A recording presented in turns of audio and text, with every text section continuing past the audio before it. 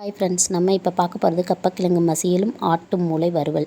அதுக்கு கப்பக்கிழங்கை வந்துட்டு சிறுதுண்டாக நறுக்கி எடுத்து வச்சுக்கோங்க. குக்கரில் உப்பு போட்டு வேக வச்சு எடுத்து வச்சுக்கோங்க. அதுக்கு தேவையான மசாலா பொருட்கள் என்னென்னு பார்த்தோன்னா, வெங்காயம், கருவேப்பிலை, வரமிளகாய், பூண்டு, புளி சேர்த்து அரைச்சி பேஸ்ட்டாக எடுத்து வச்சுக்கோங்க. ஒரு கடாயில் எண்ணெய் விட்டு கடுகு, சீரகம், வெங்காயம், வரமிளகாய், கருவேப்பிலை, மஞ்சள் தூள், தேவையான அளவு உப்பு போட்டு வணக்குங்க. அரைச்சி வச்சுருக்க பேஸ்ட் எடுத்து இதில் சேர்த்து வணக்குங்க.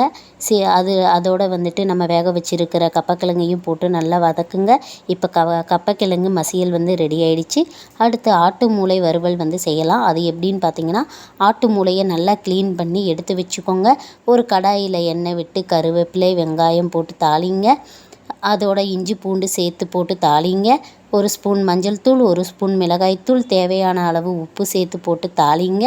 இப்போ நம்ம க்ளீன் பண்ணி வச்சுருக்கிற ஆட்டு மூளையும் இதோடு சேர்த்து போட்டு வணக்குங்க. நல்லா வணக்கி முட்டை பொரியல் எப்படி பண்ணுமோ அந்த அளவுக்கு இதையும் சேர்த்து போட்டு வணக்குங்க. இப்போ ஆட்டு மூளை வறுவல் ரெடி ஆகிடுச்சு. கப்பக்கிழங்கு மசியலையும் ஆட்டு மூளையும் வச்சு சாப்பிட்டு பாருங்கள், செம்ம டேஸ்ட்டாக இருக்கும்.